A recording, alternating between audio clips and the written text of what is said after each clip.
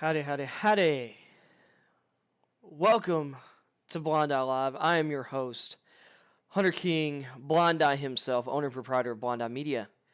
And it is a beautiful Monday, March 28th, 2021. 2021. It's 2022 now, Hunter. We're 3 months in. You can't even remember what year it is. It is 2022. And honestly, anybody can find whatever to talk about. I can find whatever to talk about. But today, NFL news is moving slower at the moment because, we've kind of gotten past that first big wave of free agency and transactions. There's still some things trickling in. But most of your high-profile free agents left at this point are on the wrong side of 30, have injury issues, both. A lot of teams are now kind of finding ways to maybe make a little more room to make one more splash. And or they're preparing for the draft, which, we're about a month out. I've been talking a lot about draft content. I'm going to be ramping that up. Team building is a big thing for me. So I will start doing probably next week. I'm going to start doing my a division by division look at the draft, or I might do a week of it. I might take the AFC and NFC East, and then whatever. I'll decide on that and make that part of each show for a couple weeks. But today, I wanted to talk about the idea of greatness. And I might, after I get done with this, look at some daily news or whatever. But I want to talk today about greatness and how we define it. Of course, the title, LeBron and MJ, that's part of it. I'm going to get into some other parts of it, but another YouTuber I've been watching for several years now, Jimmy High Roller, who I would absolutely check out, which I believe the channel is Jimmy X High Roller. He put out another great video, as always, and this one was on that greatest of all time debate. And he shares his opinion, but he goes into the stats and he breaks down the path for LeBron.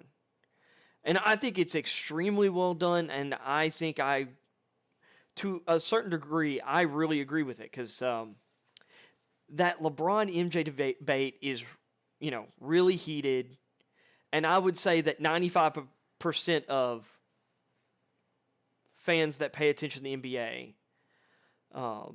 and I'm including casual fans, fall into the Michael Jordan and LeBron camps.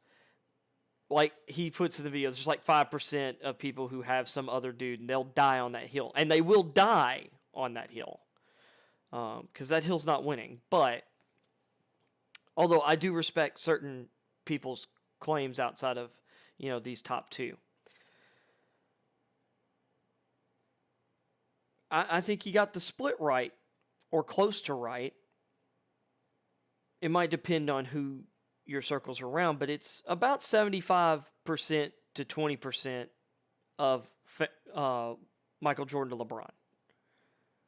Maybe you could quibble and say it's 65-30, but, it's still, I'd still say 3 out of every 4 NBA fans are going to say Michael Jordan's the greatest of all time. Now, most of them won't have a real, wouldn't be able to put a real case together. And I think a lot of people for LeBron, I think most people boil it down very simply. I think Jimmy did a great job. But it is a really good question, how do you define greatness? And what greatness entails? Now, for people my age, we've watched LeBron's entire career, from start to finish.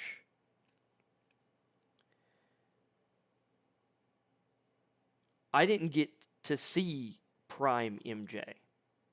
Now, I've gone back and watched a lot of stuff, but I wasn't following it day to day, week to week, month to month, year to year. But there are a lot of people who have watched both their entire careers. And I know there's this idea of nostalgia, but some of these people's nostalgia is for other teams.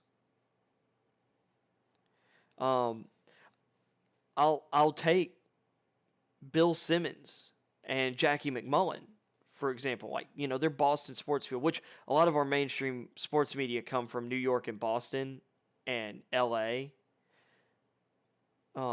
Maybe Chicago, but they come from big areas and they came up covering stuff in these bigger areas.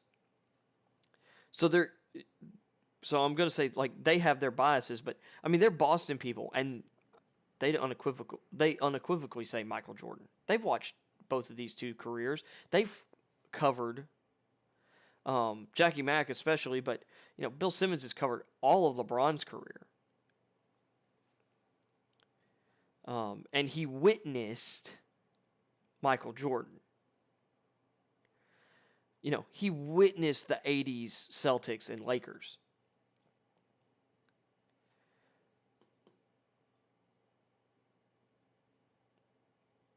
So, like, we could take from their opinions, and we should. We should look at other people's opinions, especially ones that are well held or well formulated. And in kind of preparing for this show over the weekend, I've read a lot of stuff, although I might not reference all of it because a lot of people have like similar opinions they're coming from similar bases, but I think how people define greatness says a lot about them as people too. I'll try not to get as much into that, but I think it is interesting because I think there's also generational differences too. Because to me, I think there is definitely some age divide for sure. Because the older you are, the team success is going to matter way more. The championships are going to matter way more.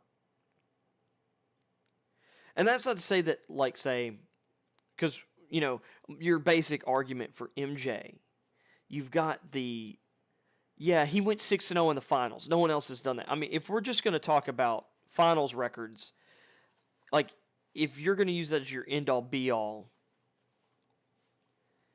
it's Bill Russell. Bill Russell, 11 NBA titles. And I don't think he lost a finals. If he did, he lost one. But if we're talking rings, but most people are like, yeah, but that was so long ago. It was so much easier for like one guy to dominate the court. Sure, but Wilt Chamberlain doesn't have near as many titles as Bill Russell. And I think everybody would say Wilt Chamberlain was better than Russell. Although I'd argue Russell could have been better. But he sacrificed some stats. And he was so good defensively. And he was, Wilt Chamberlain was a dominant defensive presence and rebounder. But, Russell was just such a good team player. But, this is before most people who are even having this debate today's time. Because back then, NBA was easily the third wheel sport. And for some people, even the fourth, like a large part of the country, even a fourth wheel sport. Because back then, baseball was king. And football, and the NFL and AFL were, both massively on the rise. But a lot of people say that's just too long ago. Okay.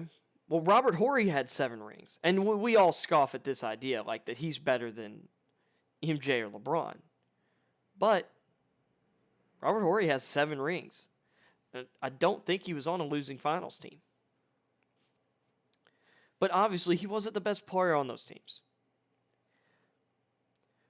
Michael Jordan, LeBron were the best players on their teams, and LeBron's finals record's nowhere near as good as Jordan's. And that's true. Now, I'd argue that LeBron has played for most of his career, I think he's played in a more talented league overall. And LeBron, especially when he's playing in the East was weaker. The West was super strong during the from the mid 2000s to I'd say up until about 5 or so years ago. And the East is really built up over the last half decade. But for the longest period of time, whether he was on the Cavs or the Heat, his team was the best team in the East, even if it wasn't the second best team in the NBA. Because his first finals team with the Cavs, he dragged a team that second and third best players were Mo Williams and Zydrunas Ilgauskas to get swept by the Spurs in the finals. Like the peak San Antonio Spurs in the finals. Or what I would argue was the peak Spurs teams. Maybe the peak Spurs team. With prime Parker, Ginobili, and Duncan.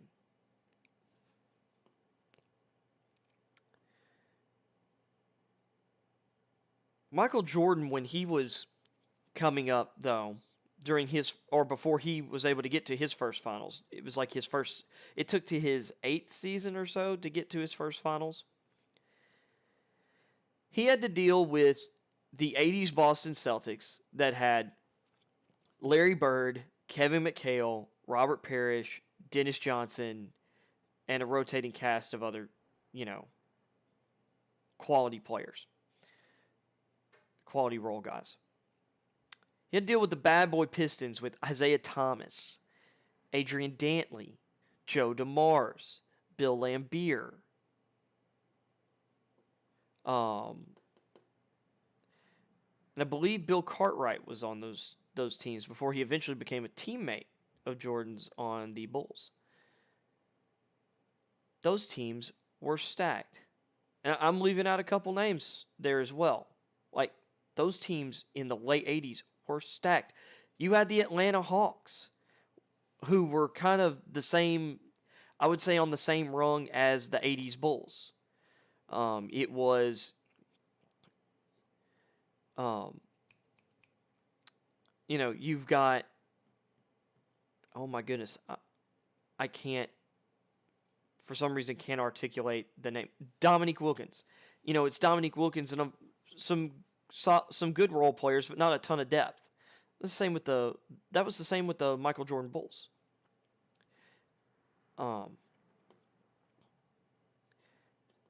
The 76ers in the 80s had some really good teams.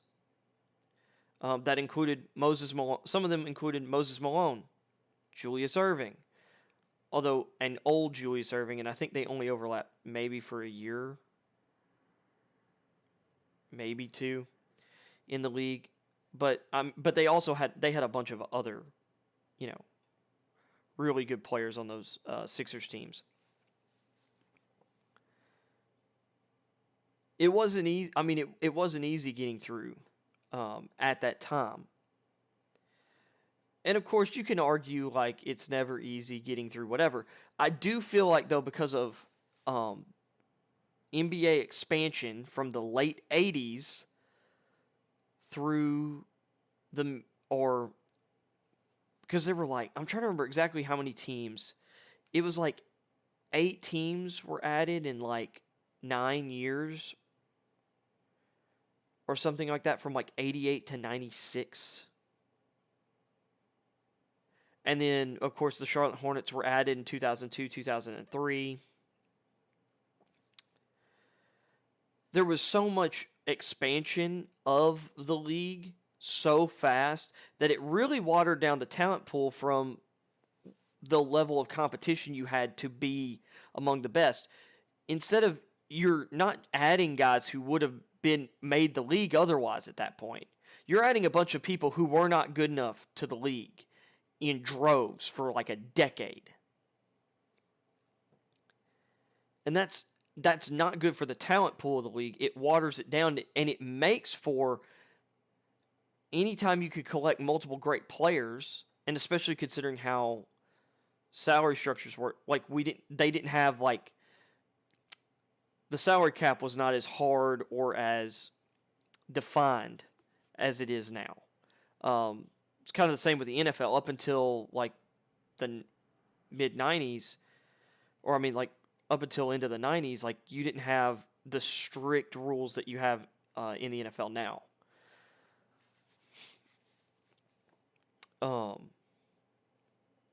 And you had a lot of players, and over time negotiations like become more formulaic.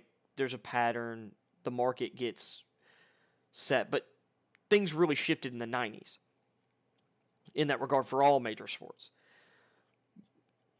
But if you could get Michael Jordan and Scottie Pippen on a team in the 90s, it was like having 3 stars on a team in the 80s. And I mean, if you took Michael Jordan out of the league for those 2 years in the middle of the 90s, there was a real debate whether Scottie Pippen was, like, I think there was an argument he was very much a top 5 player, if not a top 3 player. He very well, during that period, might have been the best perimeter player in the league.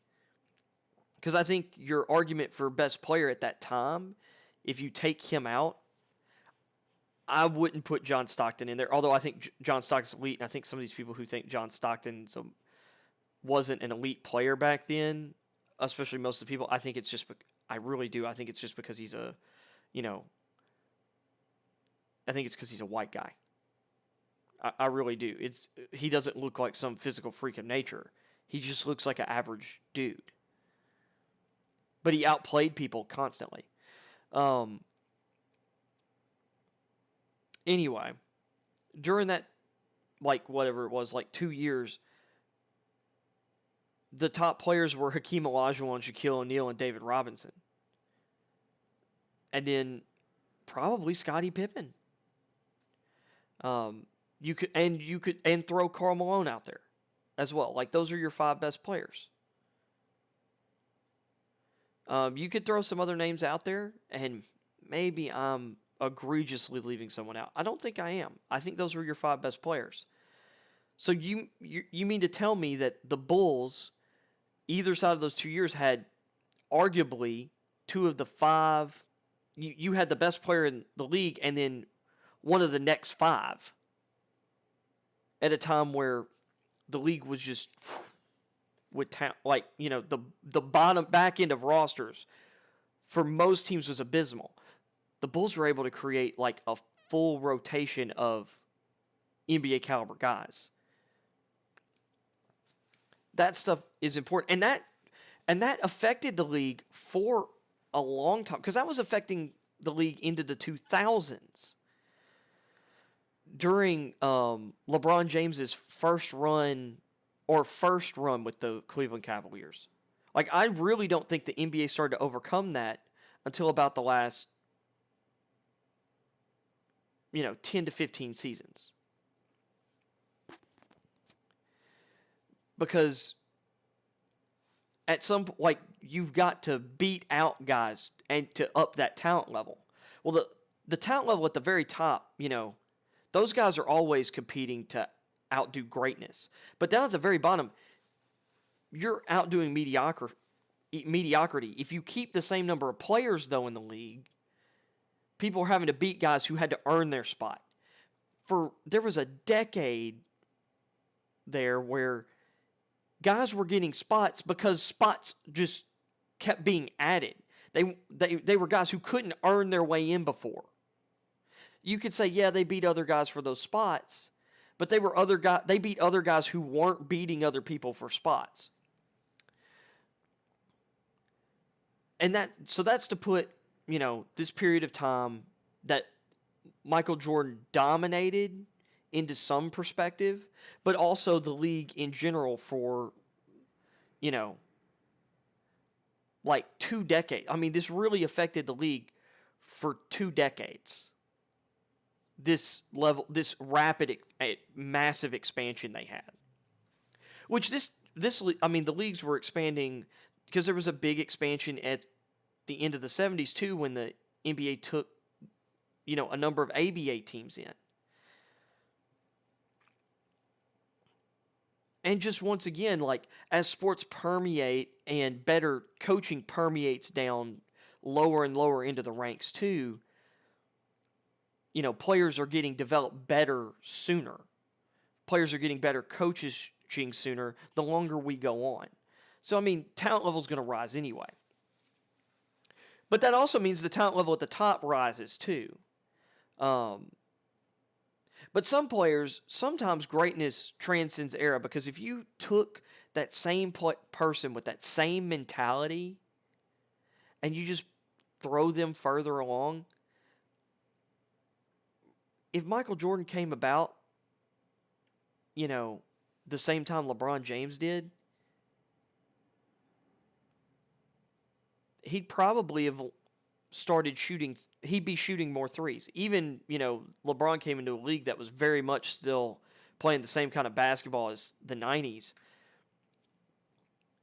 But you've seen LeBron shift and really grow his jump shooting. Especially, towards the end of his Cavs career, he started, but like really in Miami at the beginning of the 2010s. Michael Jordan would have done the same thing. He would have done the same thing. And Michael Jordan for his career was like a 33% three-point shooter. LeBron James for his career is a 35% three-point shooter. And if you look at their mid-range games, Michael Jordan was always a better mid-range shooter than LeBron. And his post shooting, especially, during the 90s, was incredible. I'd argue Michael Jordan probably would be a better shooter than LeBron. And his shooting mechanics are better. And when Michael was really wanting to go off from deep, he could. Because he had some incredible outside shooting games. So was LeBron.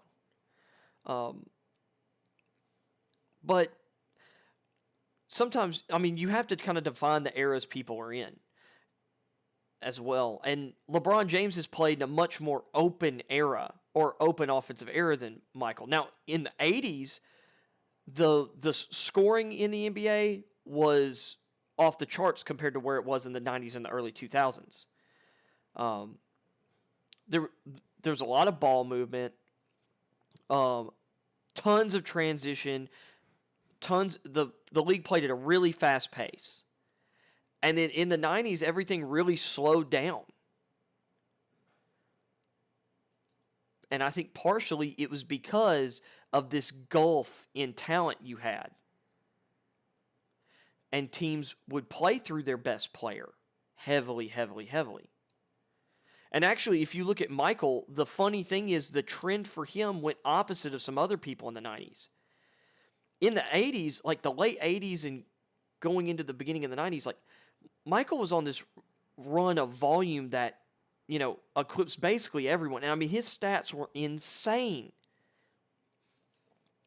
In the 90s, he actually chose to pick his spots more. He got other people involved. And he learned how to really elevate the players around him to get more out of them so that he could pick the times where he needed to dominate.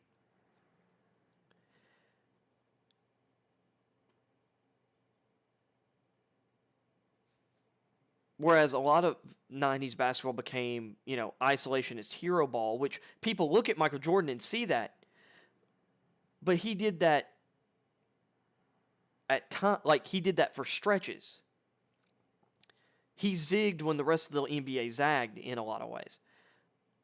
LeBron came up at the tail end of that era, and he was much more of a Magic Johnson type, get other people involved kind of guy. And I think it helped him elevate teams.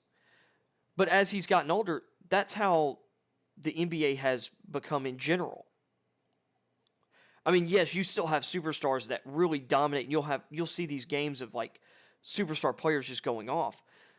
But they don't do it every night, because in all honesty, I really think if Kevin Durant, Steph Curry, LeBron James, Karl Anthony Towns wanted to go for 50 every night, they could.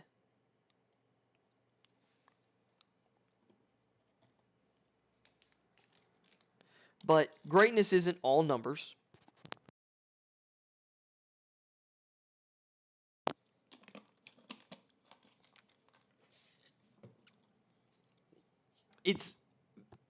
Greatness is a hard thing to define, and it's defined differently by different people.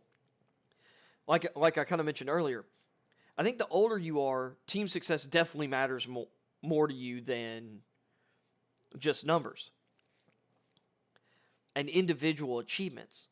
I do think that the younger you are, the more individual achievements matter. That's not hard and fast, because I think there's a balance. Because there was a point for the longest that I had Peyton Manning ahead of Tom Brady as the greatest quarterback in the NFL. And greatest quarterback in NFL history. I don't think there's a debate that Tom Brady's the GOAT now. He lasted longer than Peyton. He won more than Peyton. He had similar peak production. Peyton Manning, unfortunately, the neck issue cut him short. But there are other ways that define greatness, and one of those is sacrifice. Like I said, Michael Jordan sacrificed numbers, some of his own numbers, to win, to achieve something that he couldn't achieve without doing that. Michael Jordan morphed his game. To me, the only morph I've seen in LeBron James's career as he's gotten older is he doesn't play defense anymore. Or he really only dials up defense so often. Now, Michael Jordan always had Scottie Pippen for so long, but Michael Jordan always just played at a high intensity. He might complain about calls, but he preferred to just get angry, and he'd gut it out and make up for whatever. He'd get in-game vengeance for whatever slight happened to him. LeBron pouts. LeBron doesn't get back on defense when things don't go his way. Things aren't going his way. He'll pout, and he'll kill entire offensive or defensive possessions. He'll kill an entire quarter. Heck, he might even kill the chance of you getting back in your NBA Finals. Because we've seen him do it. Now, I'm sure there are possessions where Michael Jordan took off, or Michael Jordan might have complained about and a call here or there and didn't get back. I'm sure someone could cherry pick a couple examples. We've got years of examples of LeBron doing that. To me, that's not greatness.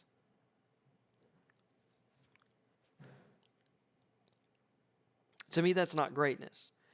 Now, LeBron's passing ability, his all-around play, there's an argument that he's more talented all around than Michael Jordan was.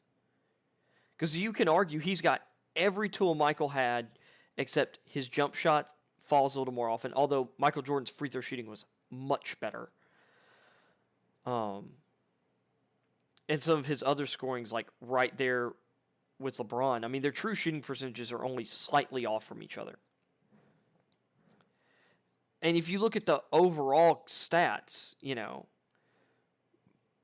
other than steals and free throw percentage, LeBron's, all his career numbers are better. But part of that's longevity. Michael Jordan played 13 seasons. He really only played during his peak and I might be getting this wrong, but I think he only played like 11. Let me wait. Let me Maybe I think maybe he only played like maybe it was 13 seasons with the Bulls, but he didn't play near as many seasons as LeBron has played.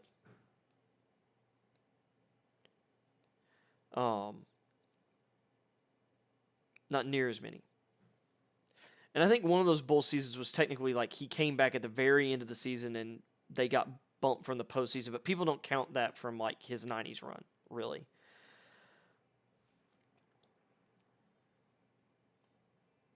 So some of those numbers are, just because, LeBron's played longer. If you look at their per game numbers, it's much more even. Although, Michael scored more points per game, more steals per game. They had the same number of blocks per game. And then, of course, Michael's free throw shooting's better.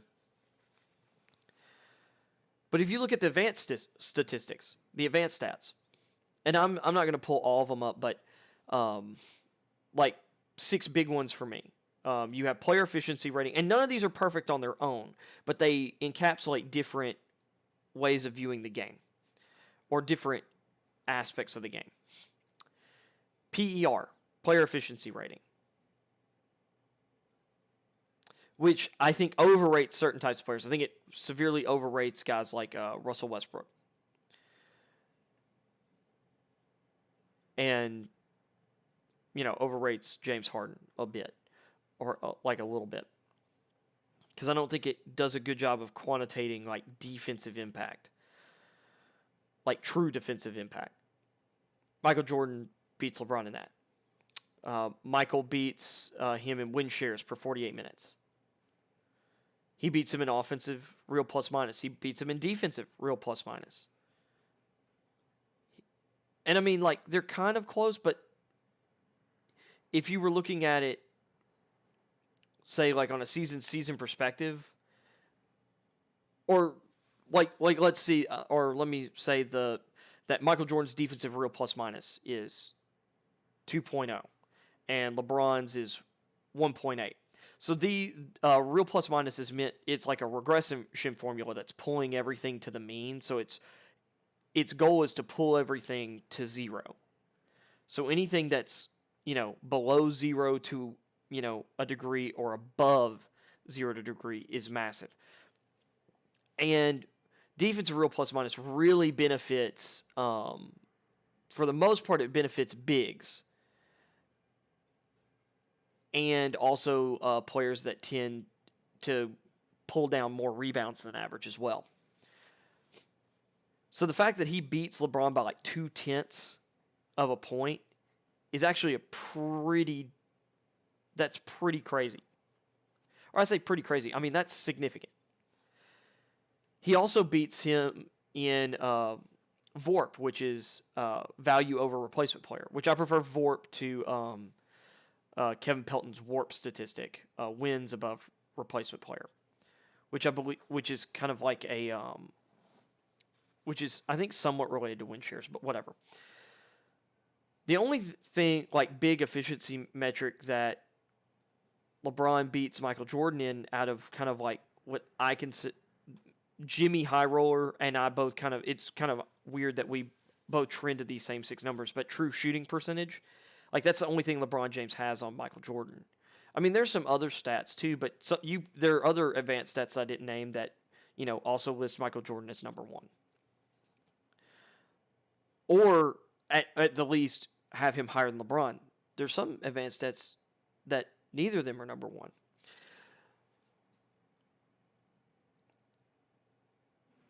So the casual stats, you might see it and be like,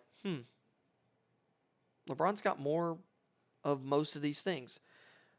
Then you go to the per game stats. Oh, this is pretty even. And you might look at LeBron as more well-rounded. But you also got to look at like what position they played and what their roles were. Michael Jordan was a shooting guard in a time where you had 2 big men on the court predominantly all the time, and usually your small forward was also, inside the arc a lot. on offense, which therefore meant on defense as well. And you had a lot of man-to-man defense. So Jordan usually was guarding the best perimeter player for most of his career in the 80s, like before Scottie, and while Scottie was developing early in his career.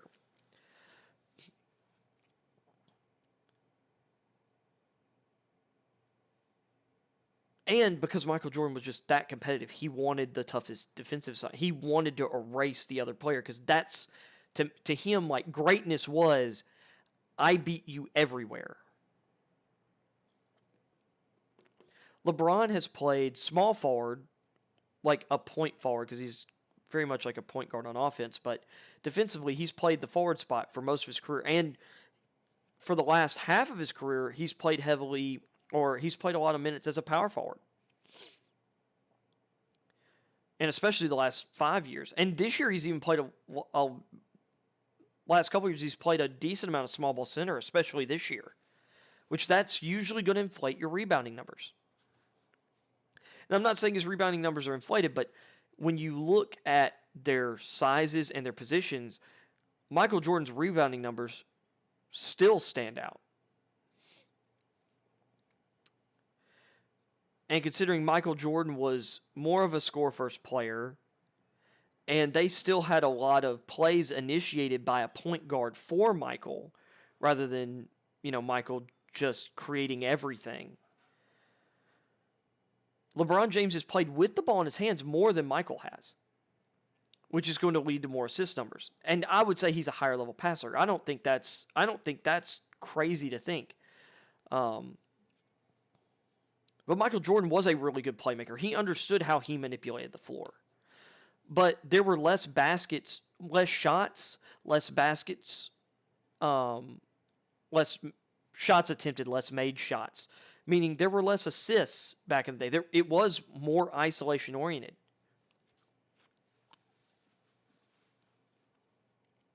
And so much of the game happened from the elbows and the low post in comparison to today. The pick and roll was not nearly as much a staple. Don't let Stockton and Malone's, partnership fool you.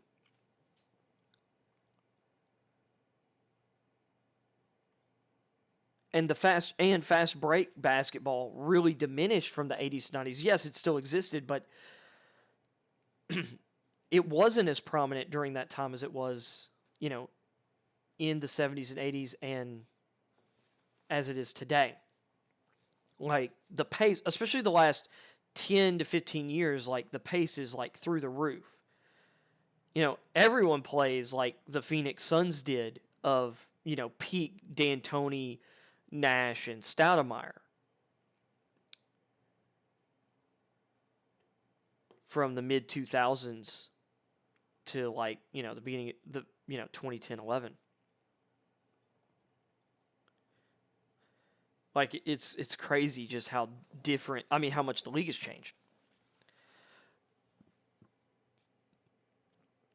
But to me, greatness is what I brought up about sacrifice. What are you willing to sacrifice to be, like, for the team? Because at the end of the day, these are team sports, and individual greatness is important, it's integral to that, having individually great people, but it's how does their greatness impact the team? How does it impact winning?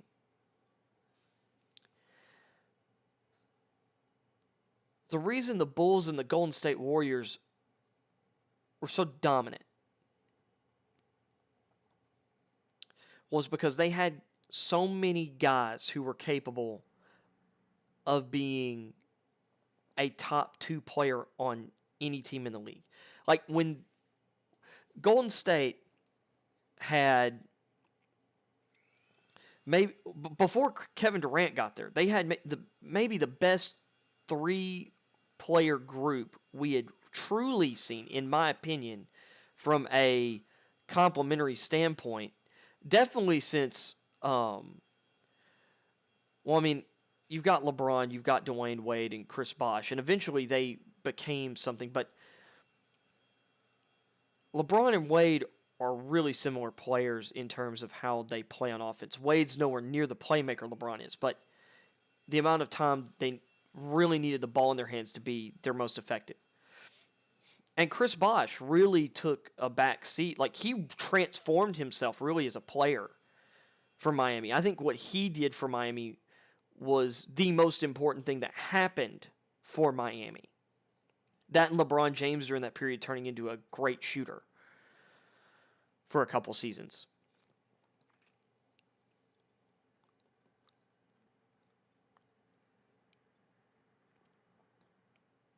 You then had like the Celtics before that with Ray Allen, who was this outside shooter. Now, he had been a great scorer before that, before going to the Celtics, but he really took on the perimeter scoring role. Paul Pierce was this great all-around, scorer, shooter type player. And then Kevin Garnett, who'd been a great scorer as well.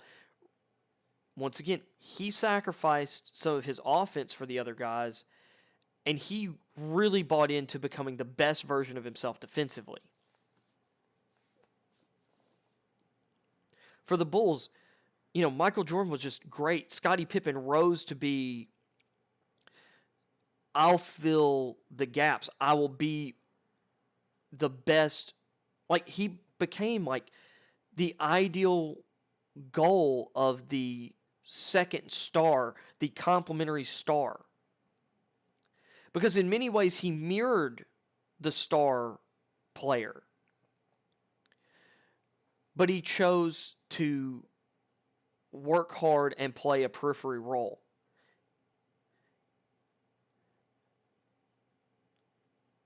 I mean, it was like in some ways, it was like Pippen was a lesser Jordan. And that's not a slight to Pippen. I mean, it's incredible that when you look at the two players and their outlines, like,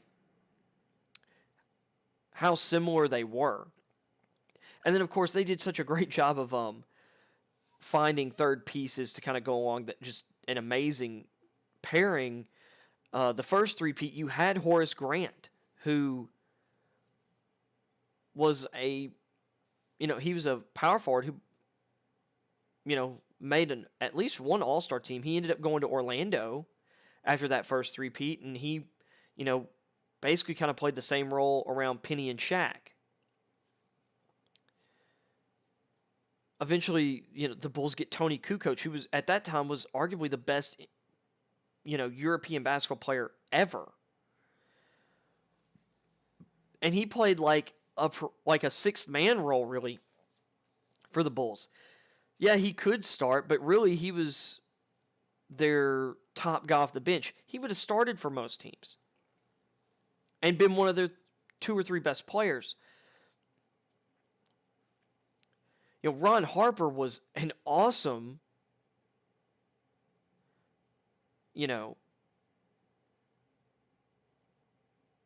role-playing guard. Like, played great defense, was a good shooter for that era.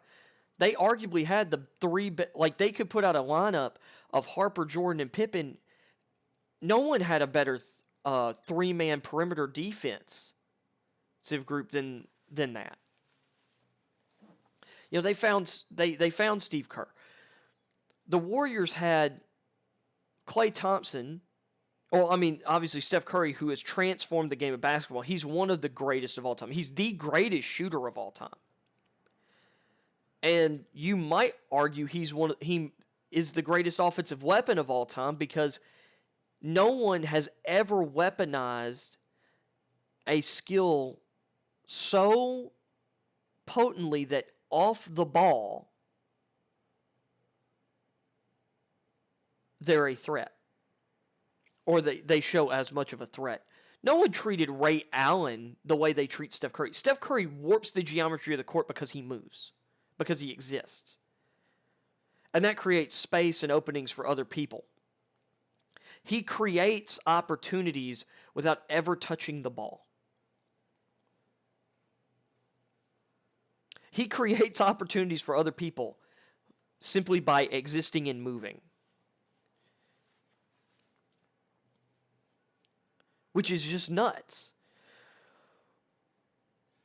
Not to mention, Steph Curry is an amazing passer.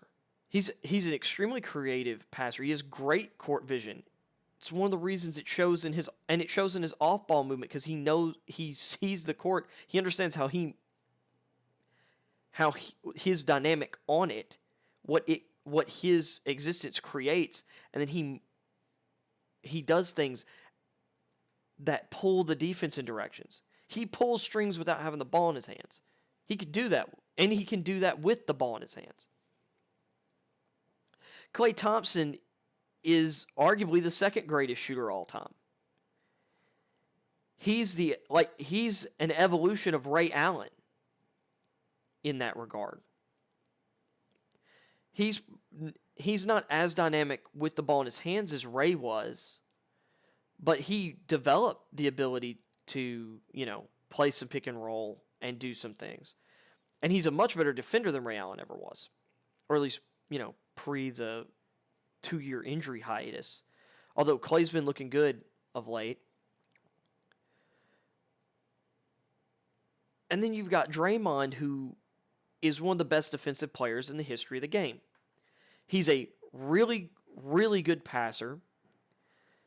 His offensive skills are limited, but his playmaking, his defensive versatility, and his effort and IQ are up there with anyone all time. Any player.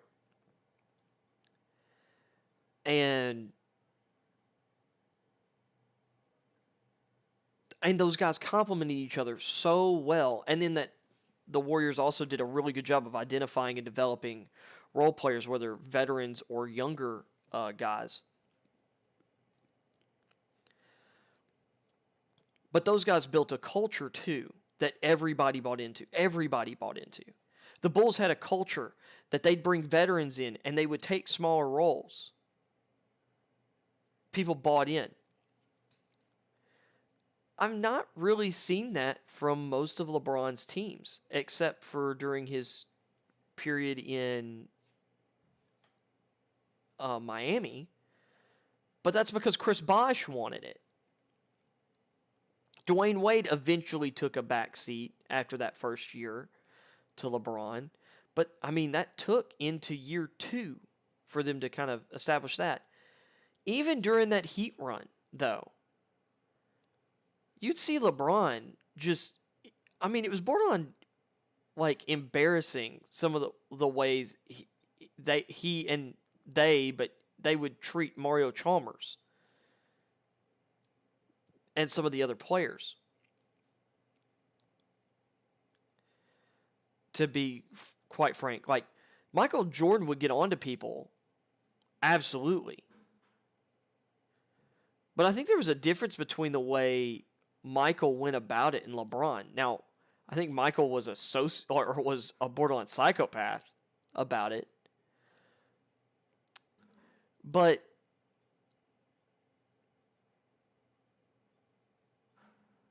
I just don't remember Michael Jordan going to the media and saying things or saying weird snide things about his teammates or whatever. Usually he'd either say it or he'd show it.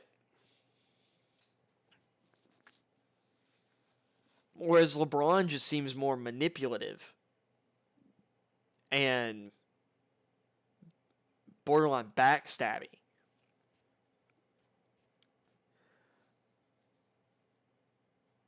And Michael very much had to me it showed that throughout his career, that he had much more respect for his coaches than LeBron ever has.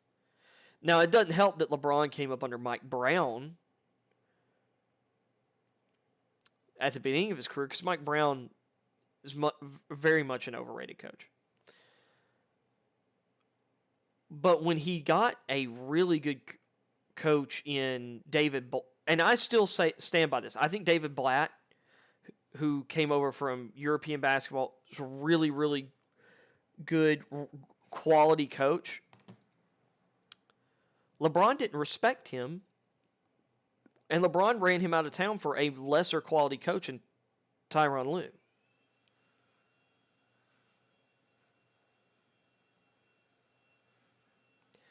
And we even see it right now. I mean, you've got Frank Vogel, who did a great job in his first year when they won the title. I thought Frank Vogel did a great job as coach. I think Frank Vogel's doing the best job he can as coach. But LeBron scapegoats everyone around him. And we saw during The Last Dance a lot about Michael Jordan. But there were a lot of things where, especially when it comes to, personnel stuff and, his opinions on front office or whatever, Michael Jordan was right.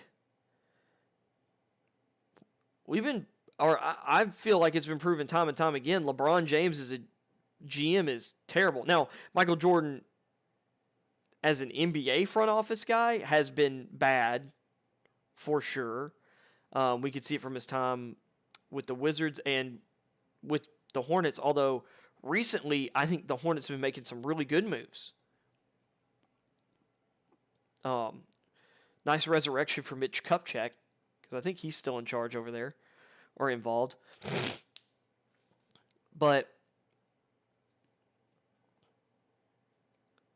Michael Jordan, to me, took responsibility. He believed he had the will and the ability to pull things together and overcome adversity. And at times I just feel like LeBron James scapegoats. He makes all kind of excuses. He whines when he doesn't get his way on and off the court. And to me, that's not greatness. To me, that's the opposite of greatness. Greatness strives on and perseveres through. To me, this year, LeBron's okay, this season isn't going anywhere. I'm gonna get mine. I'm gonna do what it takes to protect my legacy. Whereas to me, I think Michael Jordan saw winning as his legacy.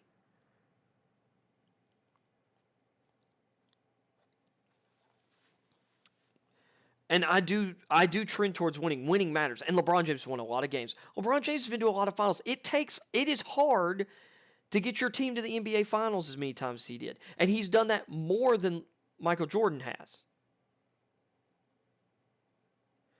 But I think it can be said that if Michael Jordan wanted to put up the numbers, or his career numbers, and just keep doing that over and over again, I think Michael Jordan could have done that.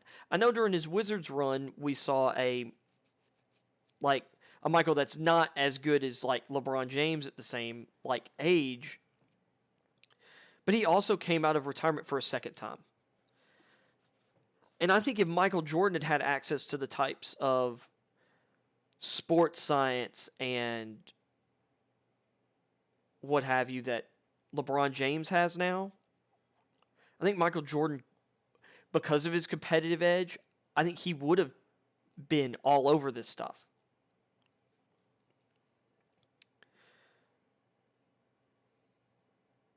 So for me, MJ is the greatest of all time. But that doesn't mean LeBron James doesn't have a shot, because at this point, his longevity is incredible. It's just how long can he keep it up? And how long before the narrative switches on LeBron of man, all these numbers, yeah, but look at at this point, look at the last 2 years of the Lakers. And by the way, he's been in LA for 4 years. I think a lot of people forget about that first year where he had all these young, talented players who right now are all-star level players now, like Lonzo Ball, before being injured. This year, he was incredible. He's been incredibly important to the Bulls. His defense, his playmaking. In New Orleans, he transformed his jump shot and became a really good three-point shooter. Man, wouldn't the Lakers love to have that now? Heck, they would have loved to have that during that first year that they did win the title. Honestly. And Lonzo started that transition that year. His jump shot really improved even during that first year. Look at what Brandon Ingram's turned into. And you can argue these guys wouldn't develop the same way. You're probably right, because young players don't develop next to LeBron James. They wilt and they fade. Look at how good Kyle Kuzma has been for the Wizards this year. And he had flashes of that in LA.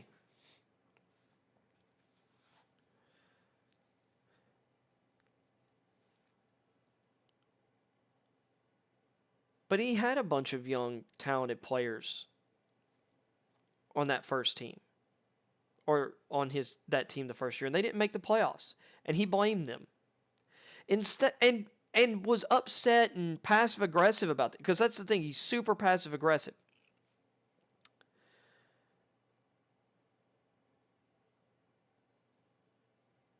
Instead of the Lakers falling apart this year, if he had invested during that first year in really helping those guys get better, and he could have, absolutely could have.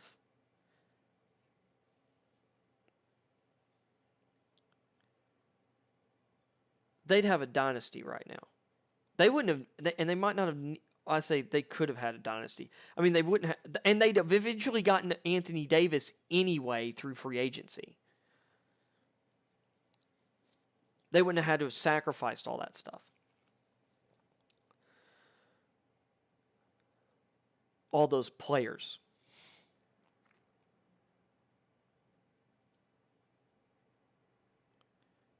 Whereas, look at what developed next to Michael Jordan. Scottie Pippen developed next to Michael Jordan. Horace Grant developed next to Michael Jordan. Ron Harper developed next to Michael Jordan.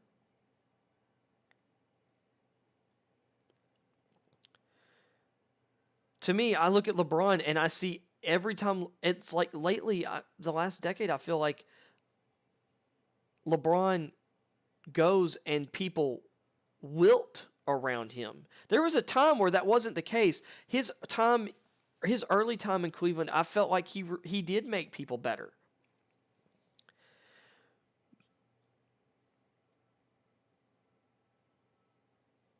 But by the time he left Miami, who really had gotten better?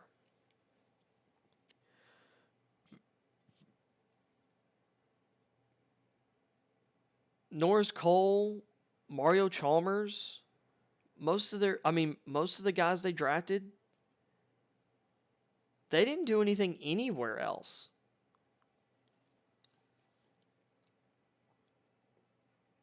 They went out and got veteran after veteran after veteran who was, high basketball IQ, whatever, but they wilted because their bodies were wilting already anyway.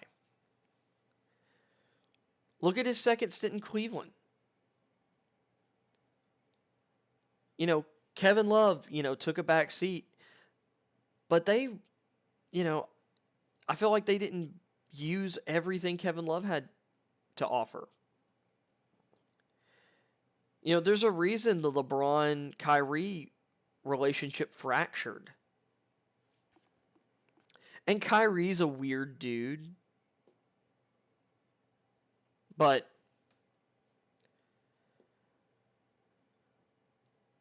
Kyrie stepped up. Like, that finals, they beat the Warriors.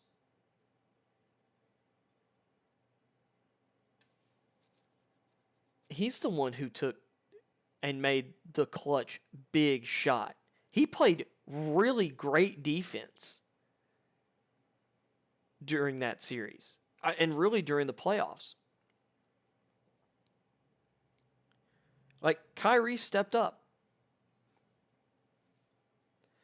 But they didn't develop any young players during that time.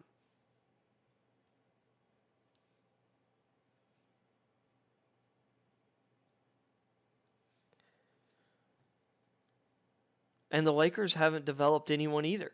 And if they do start to develop someone, they ship them out for someone who, next year is part of the problem. And heck, even that year is part of the problem. Look, Russell Westbrook. What a move. And people can blame Rob Pelinka for that, but it's not Pelinka's fault. LeBron's the one who wanted that. LeBron wanted Kyle Kuzma out of LA.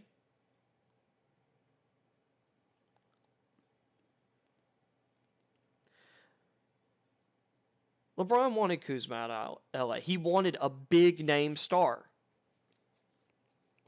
We got it, and he got the worst team he's ever played on this year. Despite the fact that it's one of the highest payroll teams he's ever played on. Although most of his teams have been highest payroll teams. But, I mean, it's just really bad.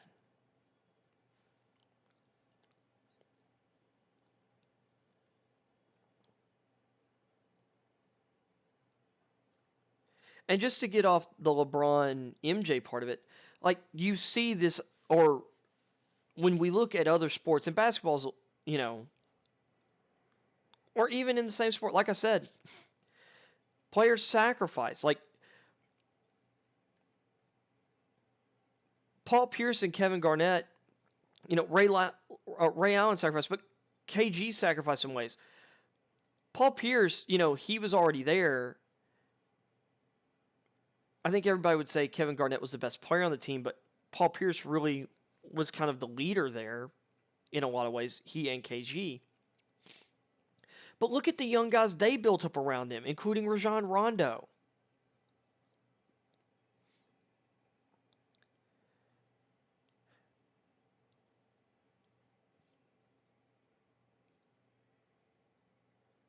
I mean,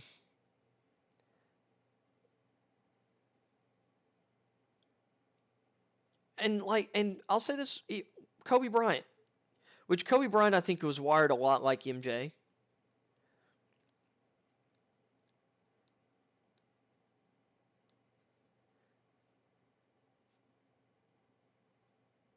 I mean, you hear other players like effuse praise on Kobe because of what he did for them, and what he taught them.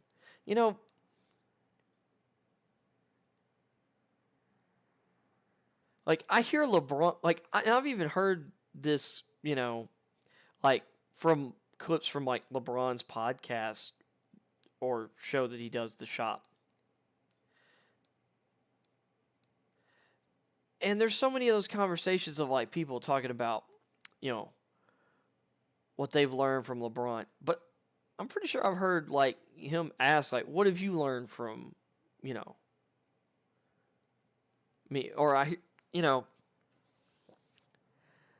but it all feels like it's nothing really specific. It's all really, to me, generalized or not real, manufactured. Whereas I heard all these stories of players and real insights they've gotten from Kobe Bryant. Even when he was, as an aging player, he was mentoring young guys around the league who came to him and asked him questions. Or asked him for what do I need to do to, to take a next step, and he would challenge them.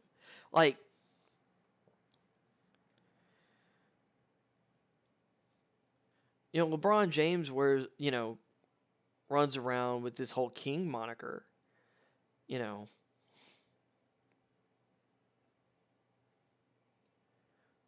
But I don't see him raising heirs. MJ did.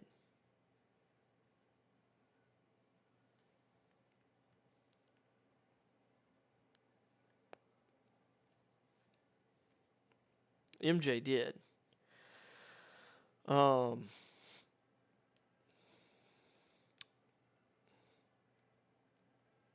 I think, there's a confidence, and there's different ways, great athletes. I think there's a big difference to how Giannis carries himself to other people. Giannis's humility is so striking.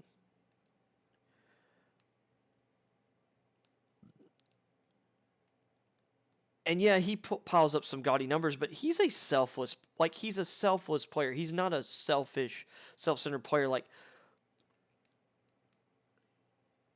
Early in his career, everybody's man, point Giannis. Him with the ball in his hands, and he is a pretty good passer.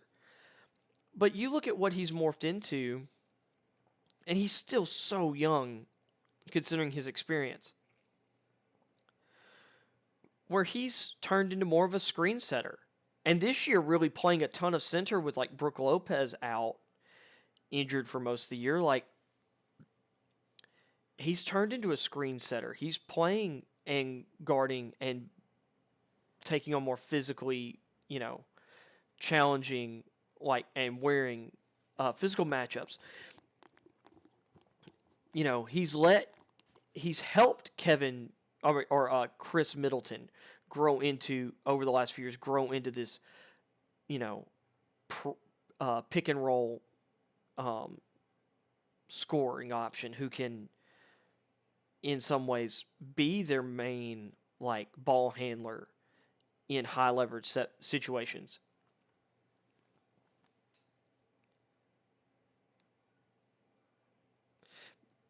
But but to go into like other sports, like look at Tom Brady. Tom Brady sacrificed, because this is the thing. To me, like the biggest thing about greatness is sacrifice. What are you willing to sacrifice? And to be honest, I don't think LeBron James was willing to sacrifice certain perceptions or sacrifice or set aside certain things to constantly be at his greatest. Like, he had to have, like, he wouldn't sacrifice any amount of, like, I feel like he hasn't been willing to sacrifice any amount of control for greatness. That I think, in a large way, Michael Jordan, in some ways, was.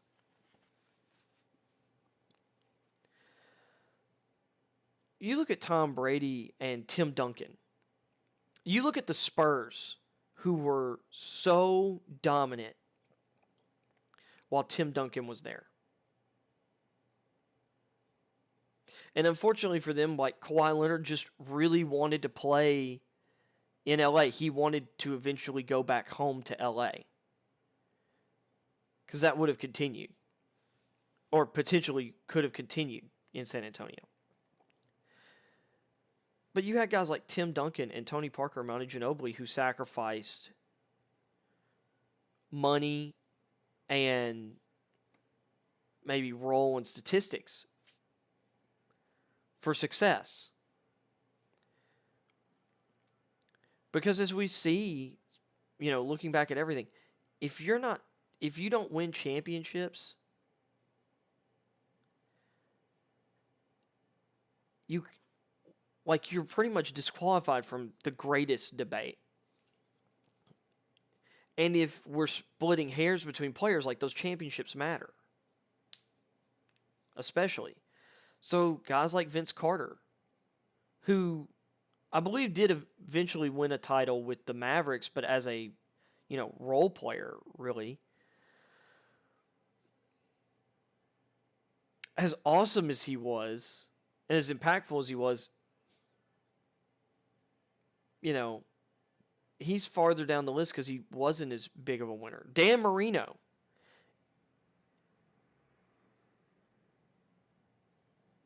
I don't know if anyone would have him in their top 10 quarterbacks of all time. And it's because he never won the Super Bowl. And he only got to one. That's not all his fault. And football is a lot more of a team-driven sport. But I still hear people talk in the NFL. Like, I feel like NBA discourse has really funneled over into the NFL. Basketball discourse has really funneled over to football. And as influential as quarterbacks are, your team dynamic still is massively what matters.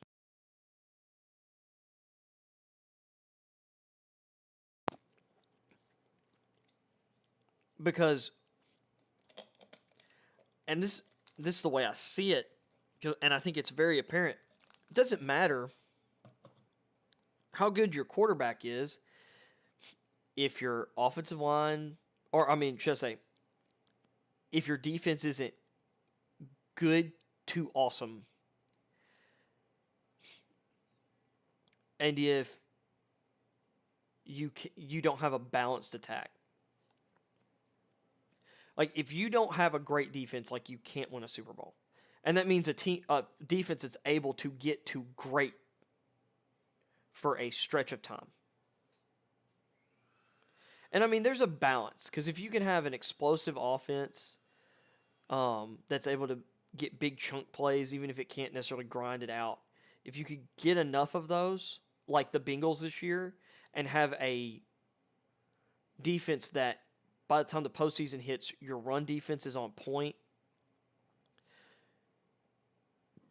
and you're able as a unit to slow down other teams' offenses enough that or your quarterback and receivers are going to win. And they were able to get to the Super Bowl with no offensive line.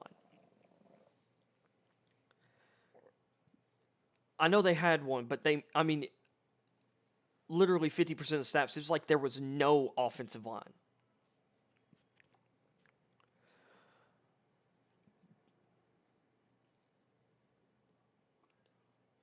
But Trent Dilfer was able to win a Super Bowl. And I think, there's a reason he was so highly drafted.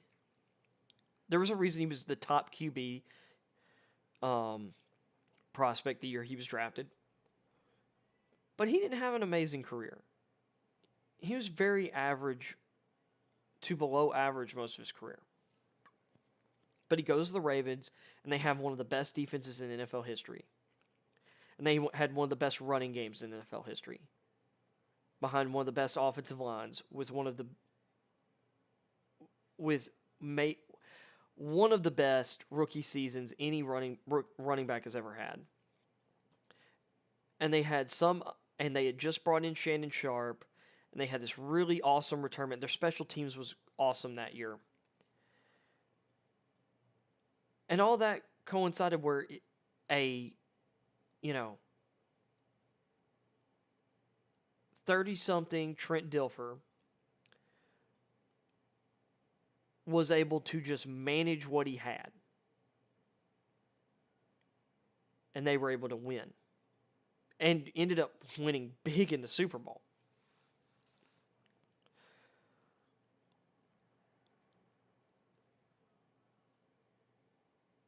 But not all teams are built that way. Not every team can just say, hey, we've got every other of the phase to an elite status. Just make sure our passing game is like passable and don't take any unnecessary risks.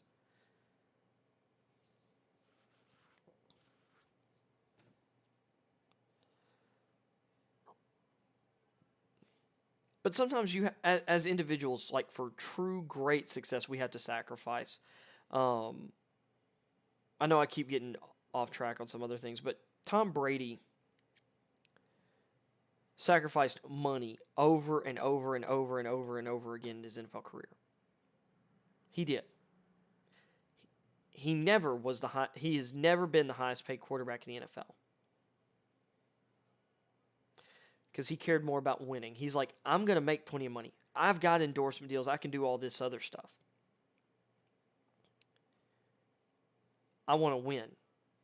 And we only have so much money we can spend. And that was the Patriot way. Brady bought in. And I think by the time it got to a certain point, he had finally kind of like, you know what? I've dealt with Bill Belichick enough. But he let Bill, lay into him and treat him like everybody else. And that set a tone that everybody was held to the same standard, and there were no exceptions, not even Tom Brady.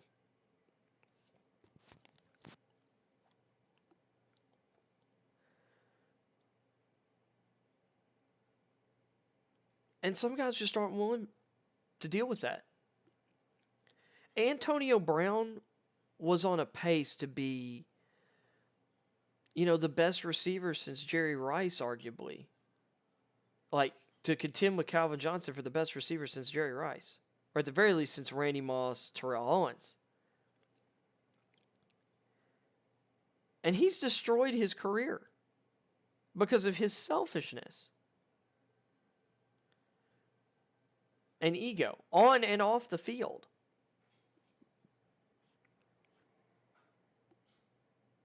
Because even during that Bucs Super Bowl run, he looked like, this guy really still hadn't lost it. But, he ended his own pro career before it should have.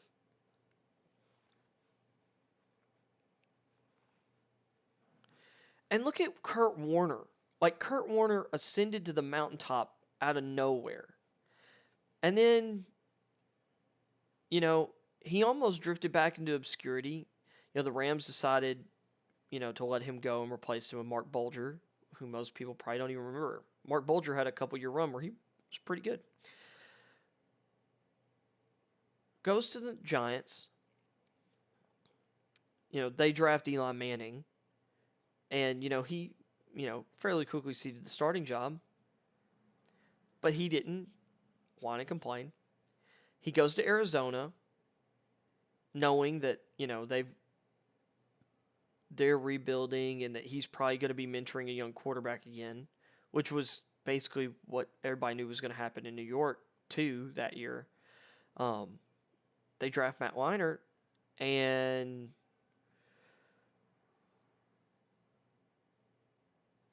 I think he was there from the beginning. Maybe he came in after year 2, because I think Derek Anderson was also there, who eventually after that went on to the Browns and had that improbable Pro Bowl season. The Browns still that year somehow managed to miss the playoffs, even though they were pretty freaking good and were definitely one of the 12 best teams in the NFL that year. But,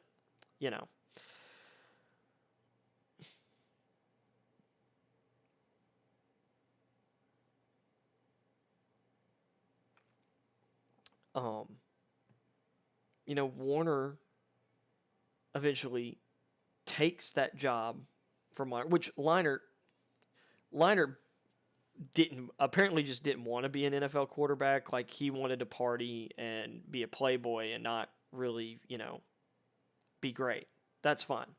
Kurt Warner took took this opportunity, and he built himself back up into a top-tier quarterback and took the Cardinals to their first ever Super Bowl appearance, which they lost in a game where everybody remembers the James Harrison pick six, although one of the other linebackers was offsides at the beginning of that play, and the play should have been, a free play. And the Steelers were allowed to get away with holding penalty after holding penalty after holding penalty, including one that should have resulted in a safety.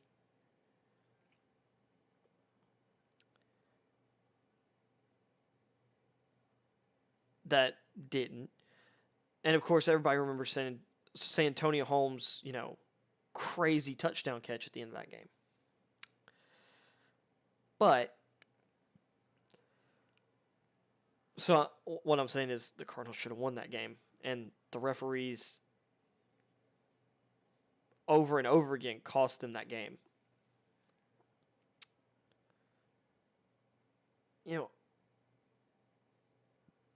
Warner was able to come back. But it's because he was willing to do what it took to get that opportunity. He was willing to sacrifice his ego to stick around.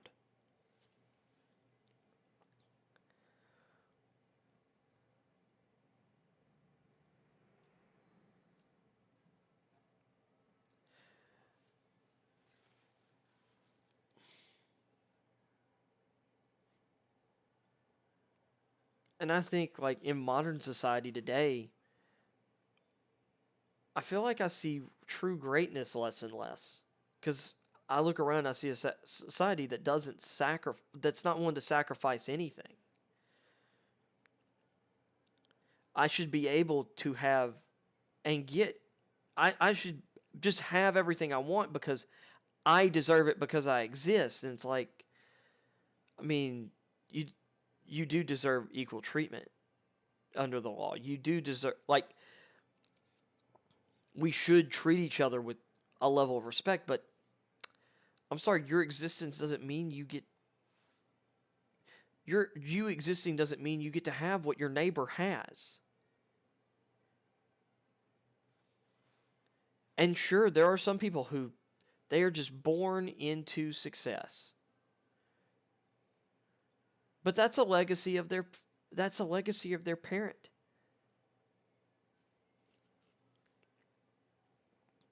Sure, Paris Hilton's just a degenerate screw up.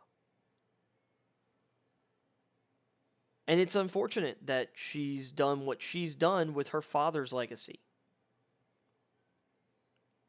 Because he, built something. Because that family had built something. But you as a person have the ability to build a legacy to leave down to your kids, to build wealth to leave to your kids, so that maybe they can do something more than you did.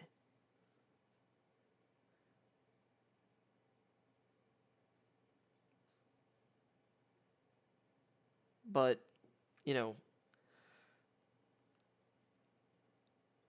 but that's not what our society, that's not how our society looks at anything.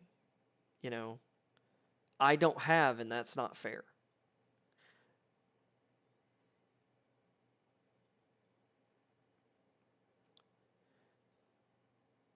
I think the great see that or understand that life isn't fair, and they toil anyway. They grind anyway. They strive anyway. They overcome anyway. And I'm hoping one day I find that greatness within myself. That ability to drive and strive.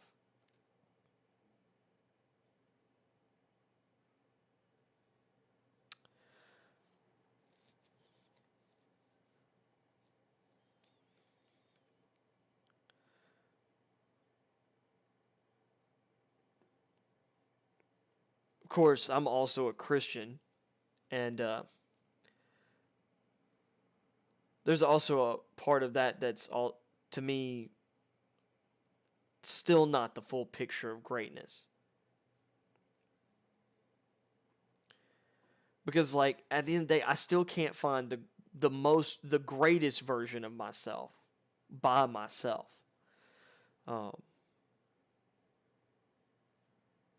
Because to be honest, the greatest version of me is nothing without my Jesus. It's nothing without my relationship with Christ. Because I wouldn't even be sitting here today without it. Without that relationship. It's His greatness that I'm still breathing. When I went blind, I lost all hope eventually. I felt like a shell. I couldn't be, because at that point I knew I couldn't achieve any of the things that I'd planned for myself. My greatness was shattered because my body was broken. And I'm sorry to get on a Jesus rant here, but I can't talk about greatness without it. Because greatness in sports is different than greatness in life. Because you know what? I see a bunch of sociopathic losers who people push as great. Because at the end of the day, Michael Jordan's greatness in sports, those things and some of his proclivities have made him less successful in the other areas in his life.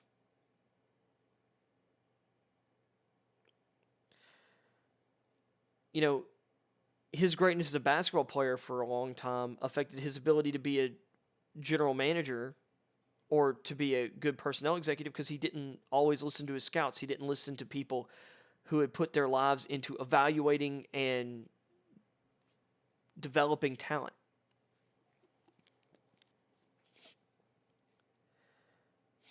Not to mention just his own personal shortcomings and how he treats people. I'd say the same about LeBron James.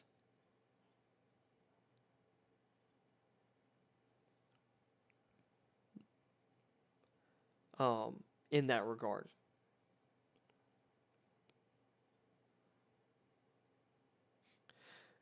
Because great people are humble. It's one of the things that I love about Giannis Antetokounmpo. I don't just see a great basketball player, I see a great person.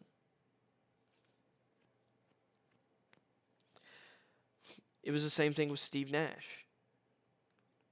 This was a guy who was the best offensive player on that team. He should have been shooting more three-pointers. He was the best. During that period of time, he was arguably the best shooter in the NBA. He was the best off-the-dribble shooter in the NBA up until the time that Steph Curry stepped foot on a basketball court in the NBA.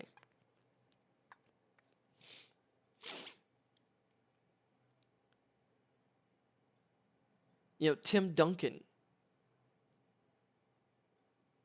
and Manu Ginobili, their humility.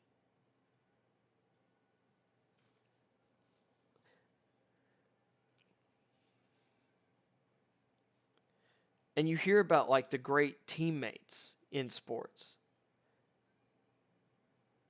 Being a great teammate takes humility because sometimes that means, because it means sacrifice. Sacrifice, humility come hand in hand because if you don't believe there's anything if you don't believe there's anything to be sacrificed, if you're unwilling to sacrifice, you don't have a humble bone in your body.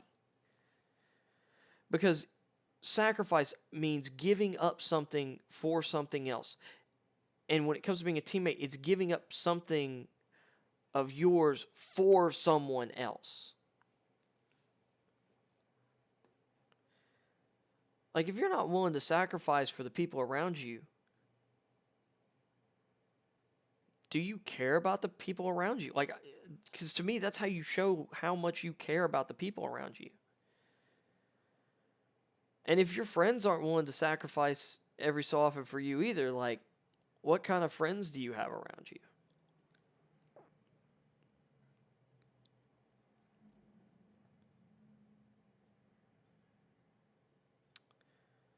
I think that's why my favorite players have always been players like Magic Johnson. Growing up reading about the game before I was able to watch it, or before I started watching. Guys like, watching Steve Nash. Just how selfless and how team-centered his focus was on the basketball court. I think that's why I love, the peak Warriors so much. Steph Curry, Klay Thompson, and Draymond Green. My favorite Grizzlies teams, the grit and grind era Grizzlies. Mark Gasol, Zach Randolph, Mike Conley, Tony Allen, all those guys, they played roles. It was a team. It wasn't one player. Mark Gasol was a much better offensive player than his statistics would show because he didn't focus on that.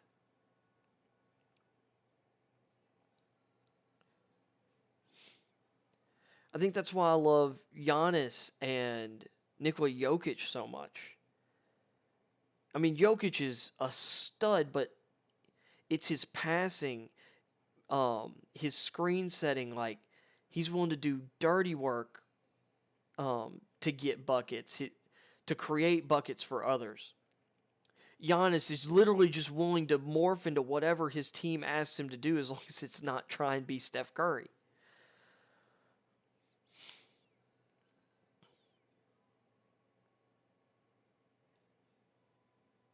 But more so than accolades and championships and all those things, to me, true greatness is in the humility. It is in the sacrifice. In what you're willing to do for the people around you. So, off the subject, or my little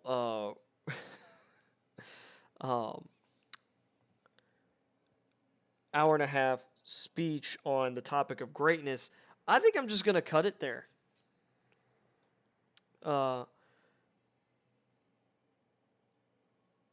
If I missed anything today, I'll talk about it on the show tomorrow. But that was like just a weird roundabout stream of consciousness on the idea of greatness. If you found that interesting, because it's different than kind of my usual content on this channel and on the stream, like, hit me up in the comments. I'd really appreciate it. Leave a like, subscribe, what have you. But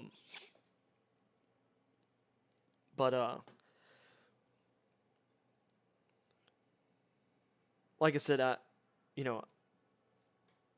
do believe that Jesus and my relationship with him is the most important thing in my life. I think it's the most important thing you can do with your life. And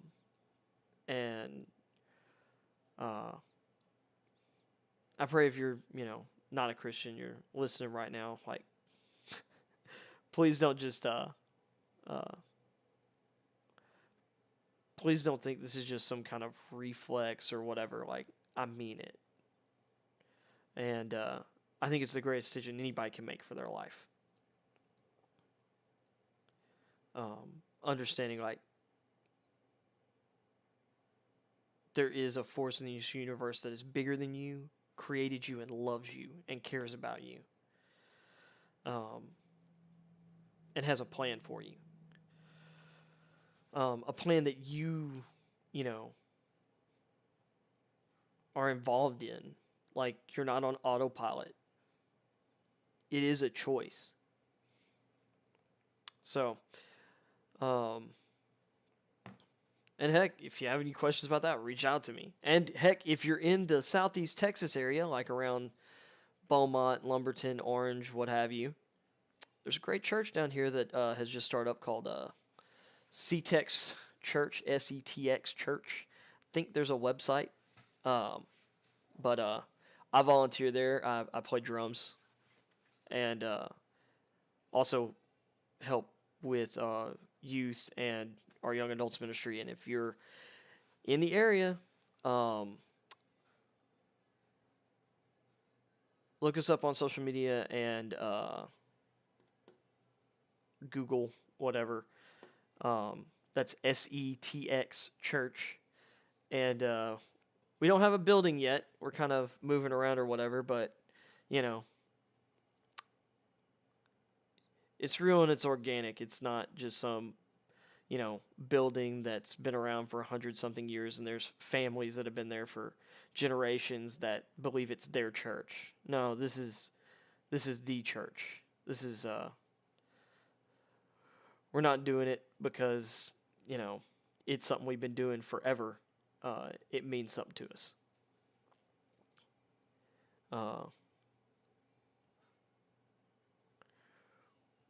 We're doing it because it's the most important thing in the world. Not just because our granddaddy did it. So, anyway, I hope y'all have a great rest of your Monday. I will be on tomorrow at 3, Tuesday at 3, and we'll be talking more like traditional sports stuff. I'm thinking I'm going to incorporate some more NBA stuff into the show. In the future. Because this show's still evolving. And as the audience grows, we'll see what y'all want. Because we're definitely going to have to strike a balance between what I want to talk about and what y'all want. Because, customer's always right, but the customer's only right if it's something that I'm willing and able to produce. So, with that being said,